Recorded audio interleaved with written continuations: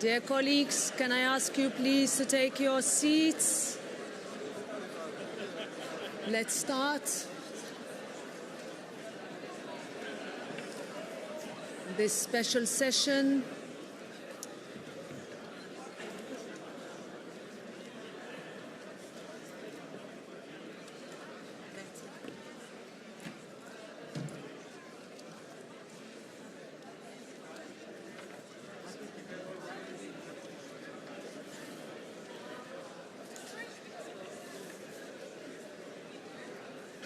So, dear colleagues, good afternoon. We start again now.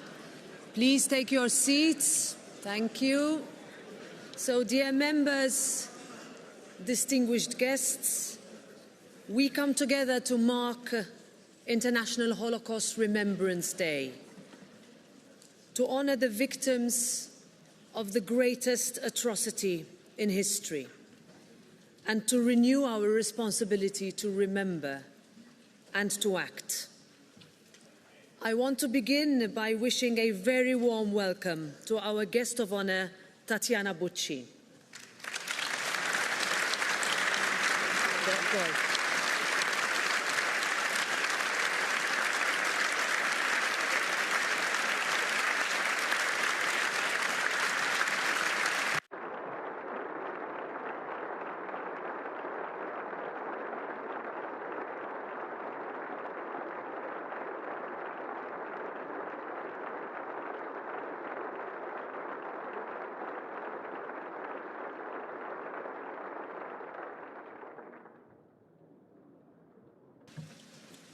Tatiana, grazie. Tatiana, thank you for being here with us today.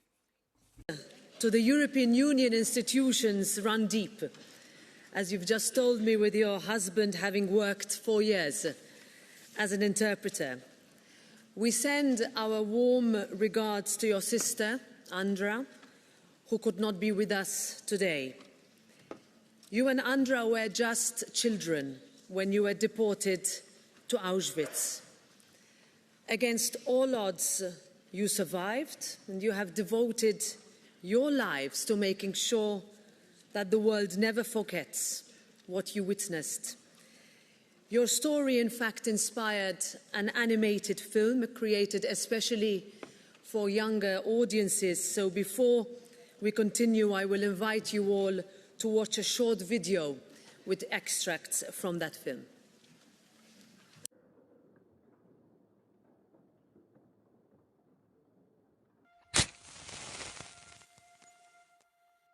During the Shoah, over 1 million Jewish children were murdered. Tens of thousands of Roma and Sinti children, children with disabilities, and children from other persecuted groups were also targeted, deported, and killed for simply existing. Only a small number survived, often only by chance. Andra and Tatiana Bucci were among them. Deported to Auschwitz-Birkenau as young children, they endured the camp together. Against all odds, they both survived, their sisterly bond intact, and dedicated their lives to bearing witness. This is a true story, told in the animated feature La Stella di Andra e Tati. This is a snippet from the trailer of this remarkable film. Nel 1938 il governo italiano aveva promulgato le leggi anti-ebraiche. Erano leggi che progressivamente impedirono agli ebrei di fare quasi tutto. Era come un virus, contagioso e invisibile. La seconda guerra mondiale infuriava in Europa, ma noi all'epoca eravamo bambine e non ne sapevamo nulla. Avevamo paura. I militari ci urlavano nelle orecchie. Tanti anni dopo abbiamo saputo che le persone caricate sui camion andavano direttamente alle camere a gas e poi ai forni crematori. Ogni tanto la mamma riusciva a venirci a trovare. Era così smagrita e pallida. Non la riconoscevamo quasi più. Era diventata brutta.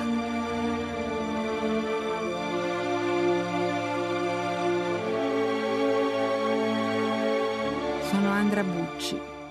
Questa è la vera storia mia e di mia sorella Tati. Avevo 4 anni e siamo state deportate. Era marzo del 1944.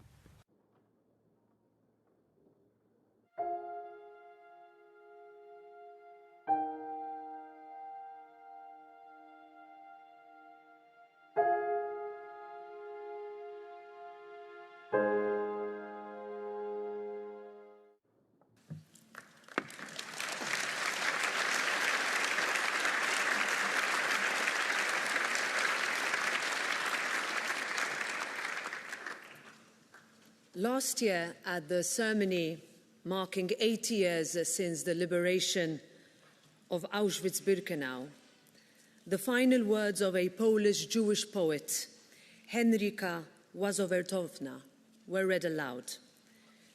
She wrote them as she was being deported. I am going away, far away, to an unknown railway station, not to be found on any map. Above the station, the skies are hanging like an enormous black lid. I am very calm and very saddened. I am no more. Those haunting words gave voice to the millions who were silenced in the Holocaust and to what Europe must never allow to happen again. The Holocaust was the darkest chapter of human history. 6 million Jewish men, women, and children were murdered by the Nazi regime in a deliberate, organized, state-sponsored attempt to wipe out an entire people.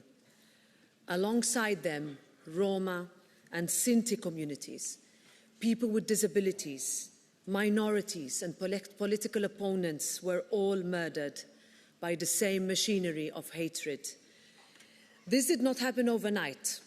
It happened step by step, law by law, train by train. Rights were stripped away, lives were reduced to numbers, and silence allowed evil to remain and spread unchecked. Among the victims were 1.5 million Jewish children, torn from their families and murdered without ever understanding why. The Holocaust, when seen through the eyes of a child, reveals its cruelty in its purest form. And Tati and Andra lived that reality at just 4 and 6 years old. Tati's presence with us today is a testament not only to survival, but to courage. She carries the memory of what happened so that others are not condemned to repeat it. Europe emerged from the Holocaust carrying the weight of what had been done and the knowledge of how easily it had happened. We believed this was a lesson learned, a hatred confined to the past. But anti-Semitism was never extinguished. It survived. It adapted, and today it still casts its shadow across our continent and beyond. Today, anti-Semitism spreads faster and wider than ever, amplified online and on social media. Lies travel in seconds, old conspiracies are given new life, and the consequences are terrifyingly real, as we were reminded most recently on Bondi Beach, where Jewish families celebrating Hanukkah were shot down in cold blood. And yet, despite the pain and the loss, Jewish life continues to flourish, and Europe must ensure that it is protected. It is up to us to confront hatred wherever it happens before it is allowed to take root again. This is why this European Parliament will always remember and why we will always speak up. Remembrance is not passive. It places a responsibility on all of us. If never again is to mean anything at all, it has to guide the choices we make today and the Europe we choose to build together. We will now hear Beautiful That Way by Nicola Giovanni, performed by Noah.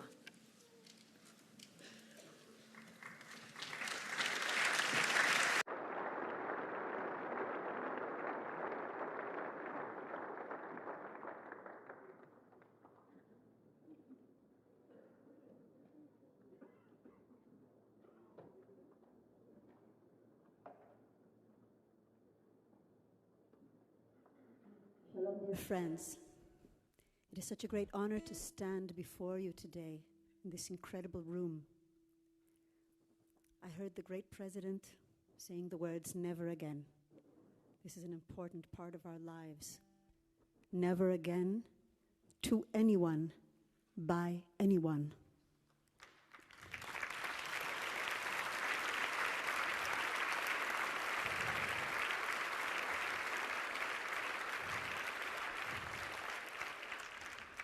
I'm compelled to say a few words. My heart tells me so. I know it's not part of the protocol, but I'm an artist. I'm allowed. So my heart tells me this. This house was built off the ashes of a great war after 75 million victims. It is a symbol of hope for all of humanity, and hope is what we need more than anything today. I live in a country ravaged by war. Our neighbors have been ravaged by war. It is a tragedy beyond words. Though the last victim, not in life, of the hostages was released and returned, which is a great joy for the families, our road to recovery is very, very long. And recovery will only come with peace. Recovery will only be achieved with peace. As a peace activist of 30 years, I know what it feels like to be hunted for raising your voice. And as the president said, our voices must be raised. The voice of peace must be raised even in times of war, more than ever. Thank you.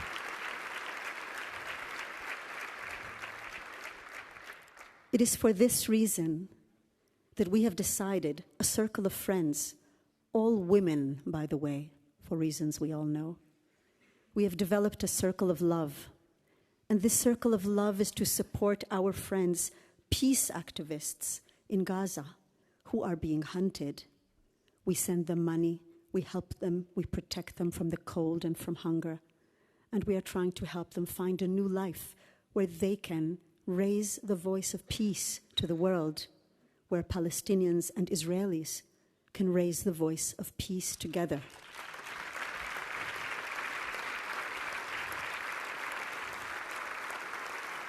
Thank you.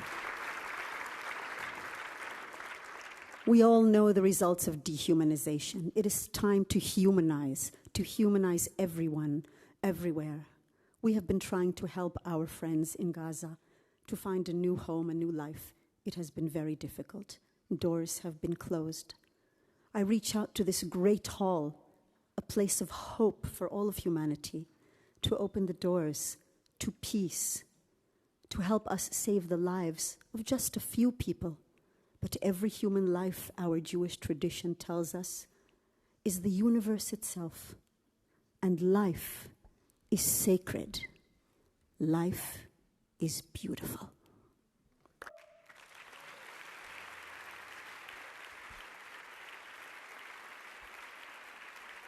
Toda rabba. Thank you so much. Thank you so much. Thank you. Toda rabba.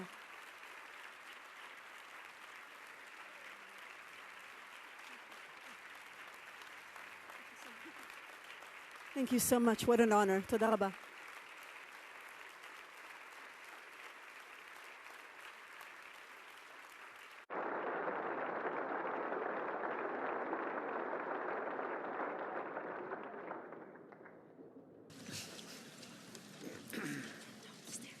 Thank you. Tatiana, you and your sister Andra have carried the burden of memory with extraordinary courage. You have returned to Auschwitz-Birkenau time and again, speaking to thousands of young people, not to shock, but to teach, not to accuse, but to warn. And in doing so, you give a voice to the millions of children who were mercilessly silenced. And I would, on behalf of this House, thank you for your courage and give you the floor. Le do la parola.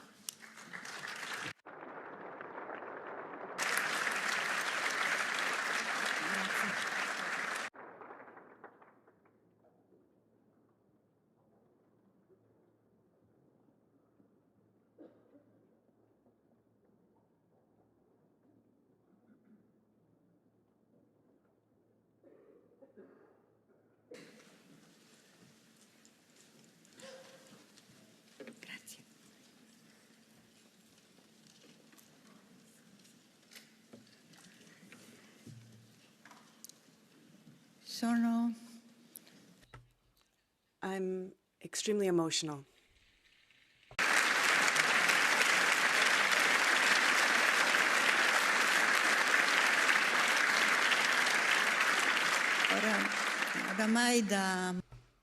Well, now, for many years, along with my sister, we have been bearing witness, mainly with children and with schools, but to be here in your chamber, to be in this chamber, it's the first time that I've ever experienced this, and it's not easy. My heart is beating very fast. I feel a bit special, actually, to speak the truth, to be here with you, and I thank you. I thank the Parliament that wanted me. Unfortunately, my sister wasn't able to join us for health reasons. She lives in California, and it is too far away for her to make the journey, even if this is an important occasion to bear witness. But as it turns out, I live just a few steps away here in Belgium, and live here in Belgium in a place that I think you are all very well aware of. Now, my story begins in 1910. That is when my mother, along with her family, well, she was only 2 at that time, and they had to flee. They had to flee Ukraine, because my mother was born in Ukraine, in a small town called Vidrinka. They fled because of a pogrom. And of course, at the time, there was still the Tsar in place, the real one, not the one of today, I would like to specify. And then, after a long journey that was quite fatiguing, even at times, on the back of horses or on carriages pulled by horses, they traversed Eastern Europe, and they ended up in Fiume, a place called Fiume that is now currently located in Croatia. In Fiume, of course, the Croatian minority always existed, and they settled there. Now, when the war broke out in Ukraine, for the first time in my life, I felt Ukrainian, because I often said, always said, Mom was born in Ukraine, and then I would continue my story, moving on. But then, when war broke out in Ukraine, I saw my mother, just the 2-year-old version of my mother, and that thought that I conjured, it still follows me around after some 4 years of war. Well, my family settled in Fiume under the Austrian-Hungarian Empire, and they were welcomed well, I would say. No problems. Mom grew up. The First World War broke out. My grandfather left to war, and he never came back. A few years later, Mother became an adult, obviously, and she met my father, my dad. He was Catholic, so it was a mixed marriage. And they have a civil wedding, and a civil wedding only. They were married in 1935. It was still possible for them to get married because as of 1938, with the onset of the racial laws, it wouldn't have been possible. In 1938, when the racial laws were in place, Dad had to change his name from Bucic. Bucic was our name. That was my name when I was born. And he had to change his name, and his name then became Bucci. Dad worked for Trieste Lloyd at sea. He was a sailor. And Dad, well, he was on the merchant marine. And when war broke out, he was in South African territorial waters, and therefore he was taken prisoner by the British, and he remained in a camp there in South Africa from the very outset of the war all the way up through to the end of the war. We continue our life relatively unhindered in Fiume. And this all the way through until the month of March 1944.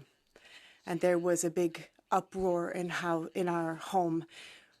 We as children were already in bed, and Mom woke us up suddenly and got us dressed. And what had happened? Well, they had come to arrest us after they had been tipped off to where we were. She hurriedly had us get dressed. And there's one thing that I remember very well. One thing about that evening, that night, they came into our living room, and I see my grandma. She was kneeling on the floor in front of a person. I call him the head of the expedition. And she was begging him to let the children stay at home, to leave the children at home. And I say children because it wasn't just Andro and myself, but my cousin Sergio was also with us. He was our cousin from Naples. And unfortunately, our aunt came from Naples to Fiume with Sergio. My aunt also married a Catholic man, and Sergio was from a mixed marriage.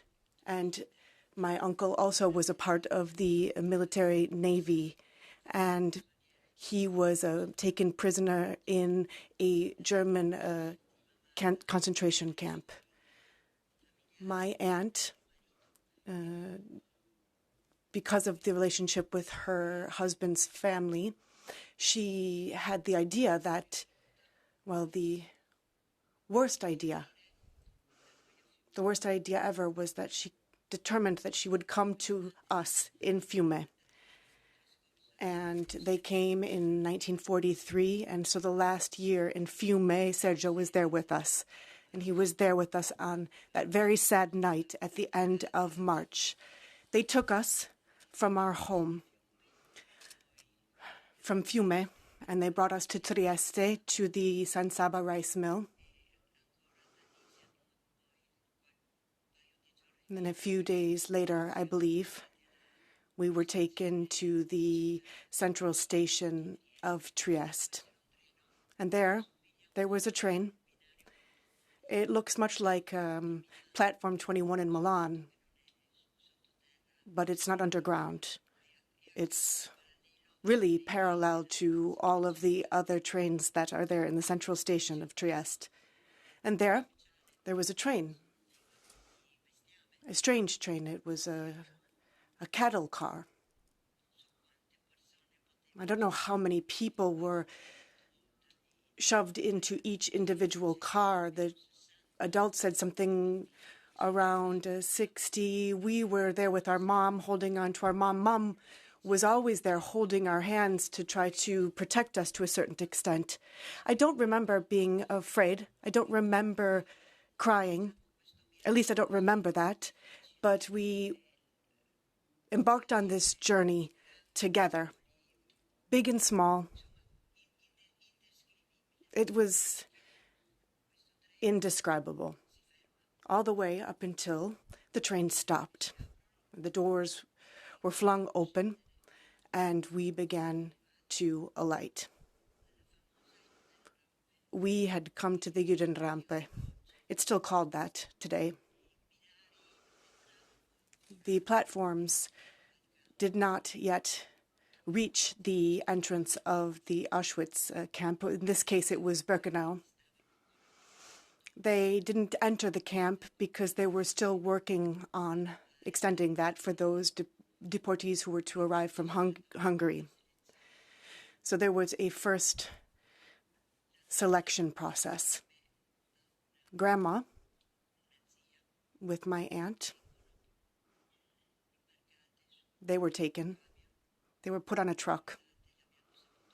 And we only knew this much later. They were taken directly to the gas chamber. We were able to get through this first selection. Because the first selection process, well, the children, the older people, the elderly, those who were ill, they would go directly to the gas chamber. But we, luckily, because of the notorious Mengele, thought that we were twins and thought that we could be useful for his experiments. So we were able to somehow get through this first selection. And strangely enough, Sergio also was with us. Perhaps he was a little different from us. He looked like he was from Naples with darker skin, darker eyes, darker hair. He also was taken aside. Apparently, they say that Mengele was actually very sensitive to beauty, and Sergio was a beautiful child. We were divided immediately, men from women. We stood with Mom consistently, and then we came to the sauna, what was called the sauna. We were stripped down, naked. Women were naked, and they tried to cover themselves to the extent possible with their arms. The women were shaved from head to toe. The children were not. And then we were taken to the showers where we were washed, really washed. And then in another room, they gave us clothes that were not our own. And then they took us to a final room. It was there that we were tattooed like animals.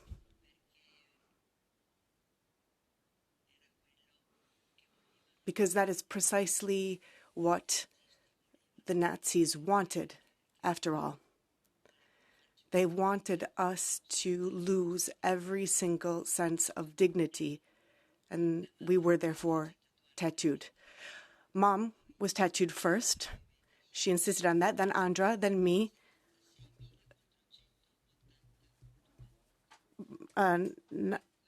Mom's number was 73482. And then the adults were to show the number that was tattooed on their arms.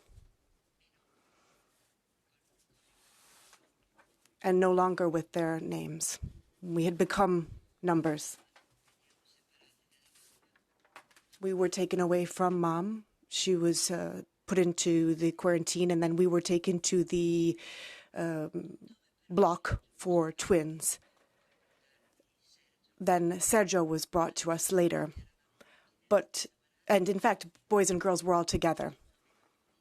No one was over 10 years of age, because for Nazis, children were children until they were 10. After 10, they were adolescents, and adolescents had to live and work like adults.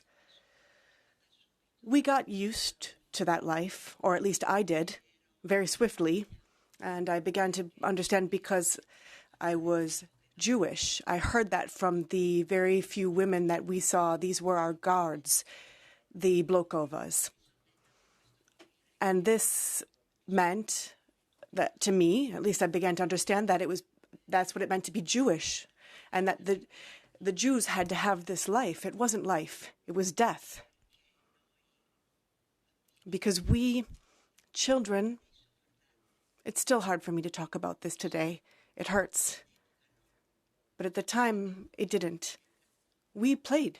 We played in the concentration camp. We would even play around these skeletons. I can't even call them dead people. We saw them every day. They were very close to our block. And we saw them on a daily basis, and it is extremely difficult to imagine children playing under those circumstances. We also played in different ways. We played in the snow when it did snow. Everyone knows, of course, that Poland is a very cold country, and so we spent a winter, a spring, a summer, a winter. We were there for 10 months in Birkenau.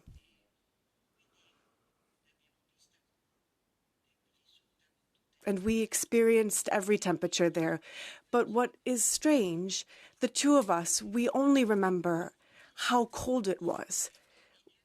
We don't remember having been hungry. All of the adults speak of the hunger, but I don't remember that. I don't remember that at all. We lived in this way by ourselves. There was a blokova that, strangely enough, had taken to us. She gave us food to eat and she gave us clothes to wear. And then one day, she pulled us aside and she said, tomorrow, they are going to bring you all together and they will ask you the question, do you want to go to your mom? And what you need to do is refuse that. You cannot accept this. And we said that to our cousin Sergio as well. Unfortunately, when the question was put to us, Sergio, he couldn't resist. He wasn't able to resist the call from his mother, perhaps because he was alone. There were two of us. And he left with 19 other children. 10 boys and 10 girls. They came to Neuengamme, a concentration camp that is not far from Hamburg.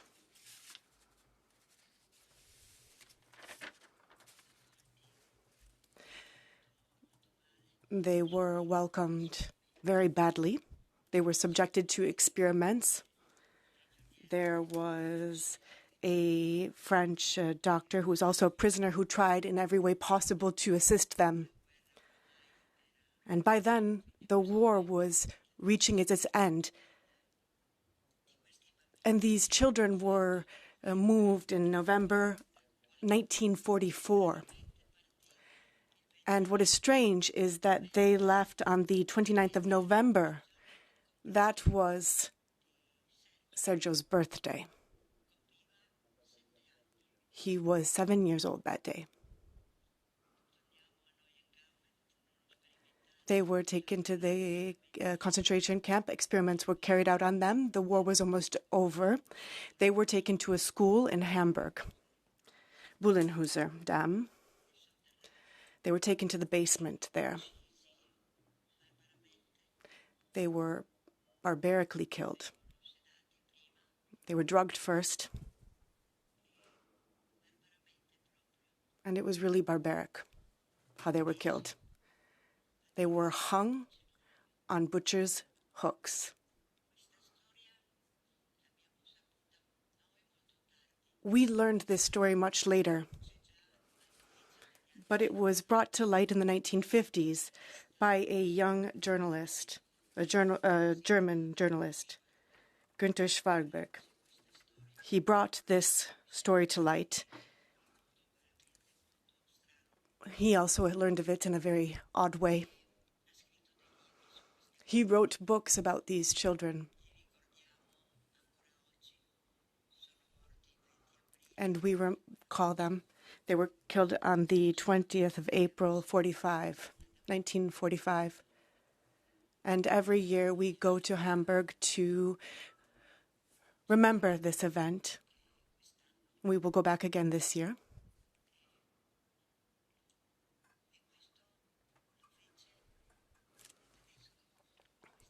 A German told this story.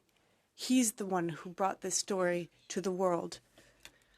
And at that point, it was at that point, my way of seeing Germany and Germans shifted. I was able to begin to differentiate between Nazis and Germans. Logically, Gunther was a German. He wasn't a Nazi. He had never been a Nazi. And this differentiation, it helped me to live. At that point, I was already an adult, had been adult for a while, and it assisted me in living in a better way by being able to make that differentiation. And then Germany had a reckoning with its past. And I think we, as Italians, we should reckon with our past.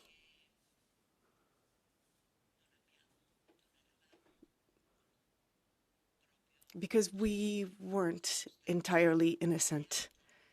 We were allied with the German army. And I think that we too need to have a reckoning with our past, because without the assistance of the fascists, in all likelihood, there wouldn't have been as many deportees. That's what I think. There you have it.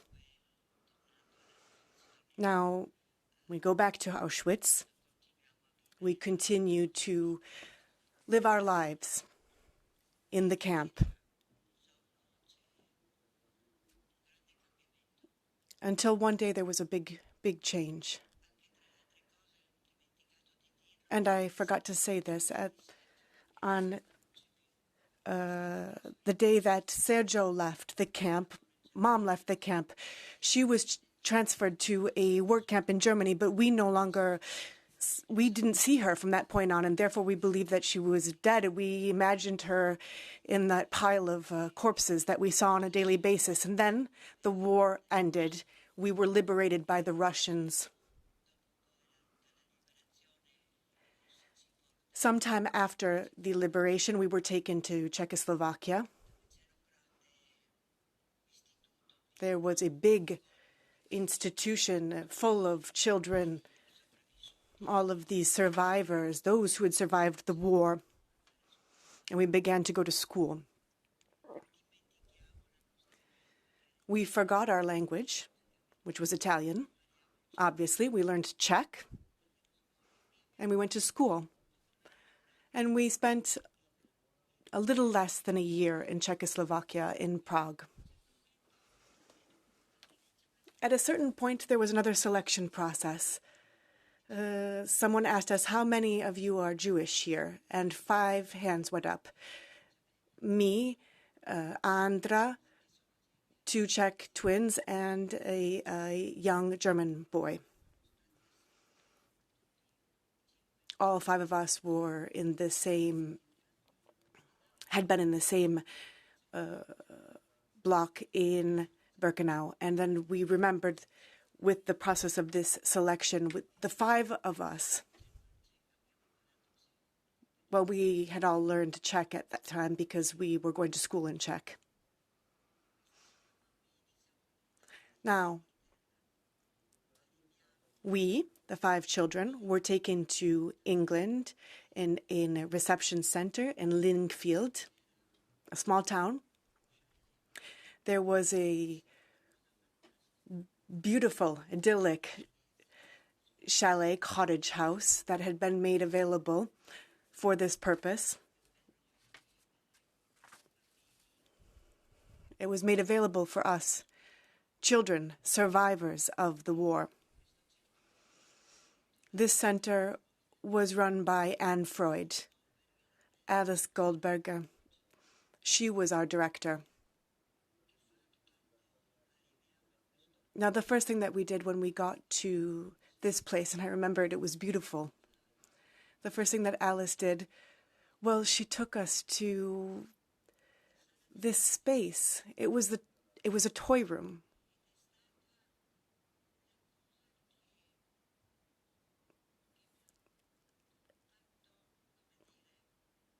it was the thing that I don't know how to put this. I immediately understood that in this place, some way, somehow, I could let go of my sister, because so long as we were at Birkenau, Andra and I were consistently together. We were very close. Andra was obviously closer to me because I was the older sister, and to a certain extent I protected her. When we arrived there, I understood that I could let go and that I could take back my childhood that I had lost in Birkenau. And that was when we started a new life, a real life. They brought us to school again. We started to go to school again. We began to learn English.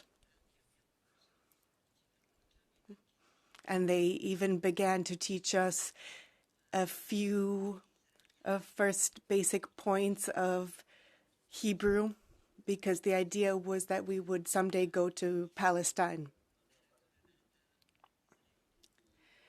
Because at that time, Israel hadn't been born yet. We referred to Palestine. And there, we had a real life. It was a real joy being there. We were cuddled. We were taken care of. It was a big family. Most of the children were children who had been hidden during the war. There are around 20 of us. There were some that had been in camps, and there were the 5 of us that had been in Birkenau together. Now, Alice called us in, asked us some questions, and we said, well, Mom and Dad are dead. We hadn't seen them. Dad never came back. Mom had disappeared, but happily, they actually were not dead. After a long search, a long process, they came to Linkfield. We also looked for Sergio, and, well, they hadn't died. And Mother reminded us of something important before we were deported. Every night, she brought to us a photo that they kept in the living room. It was a photo of their wedding, and she reminded us before we were deported that we should give Dad a kiss every night before we went to bed so that we wouldn't forget him.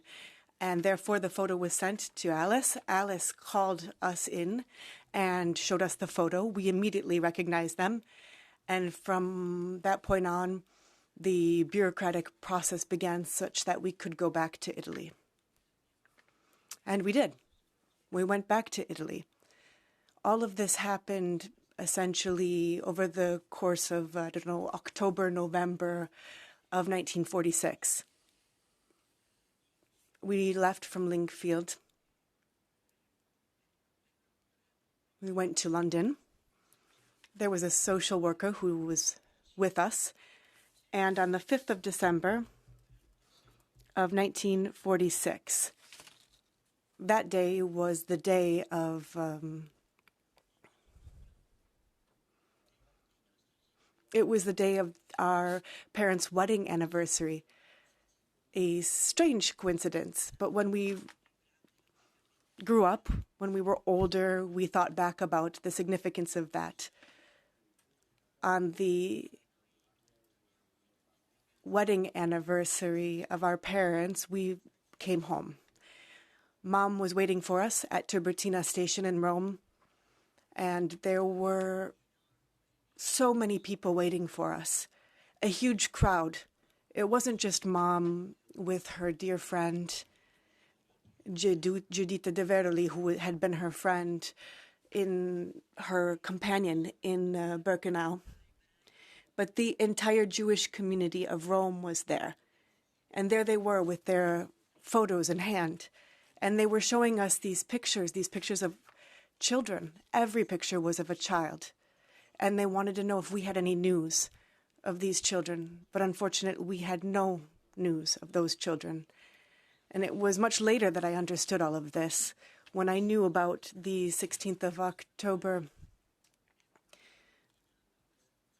I was still a small child when I came back, so it was difficult for me to understand what had happened in Italy. Many, many years later, I understood. Specifically when we began to carry out our memory journeys. I understood that all of these children were the children of the 16th of October. 200 left. Around 200 left. Not a single one came back. Not a single one of those children came back. So you can imagine, when I learned of this as an adult, the impression that I had. And this is one of the reasons why,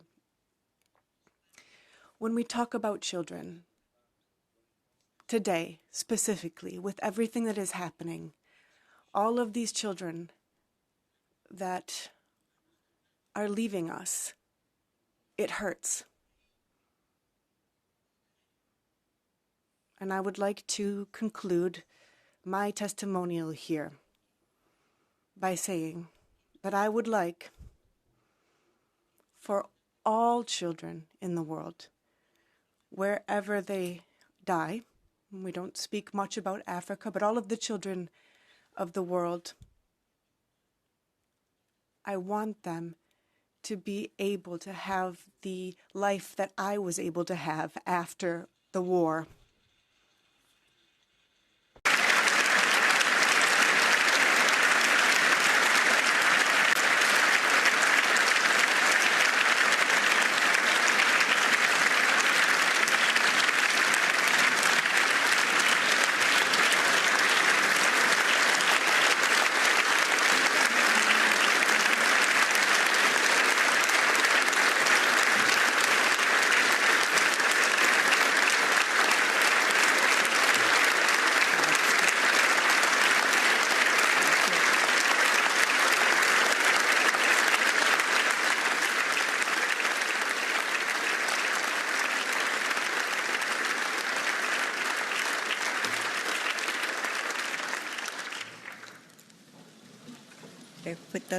Per finire. To conclude, I'm not so young anymore. I'm 88.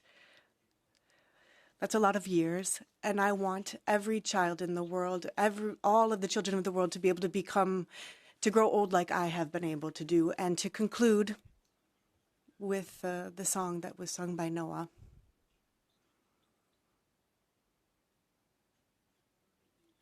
That despite everything and all, life is beautiful. Thank you.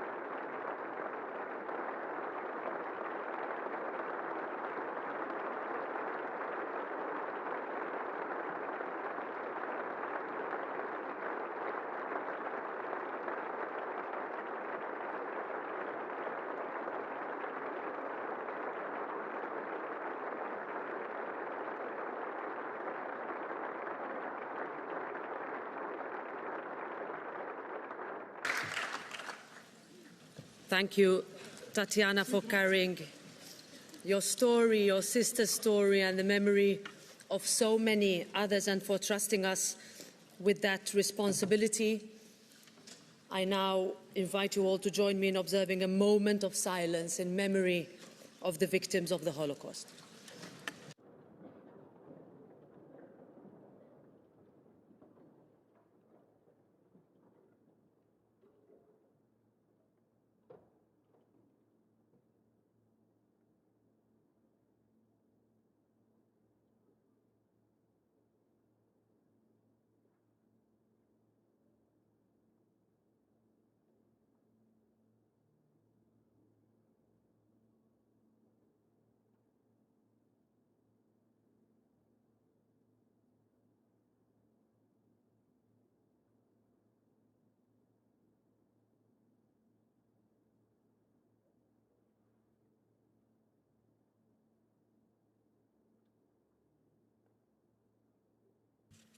Thank you. The ceremony will end by us hearing, as we do every year, the Kaddish by Maurice Ravel, a prayer of remembrance and mourning, performed by Miriam Fusseder, accompanied by Luca Peverini.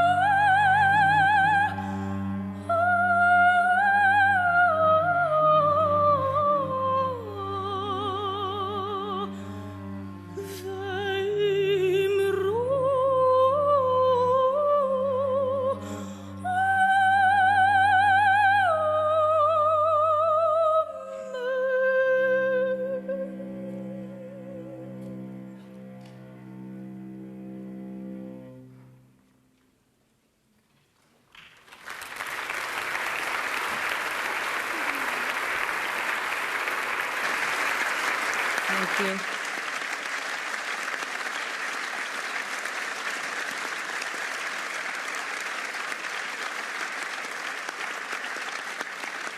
Thank you.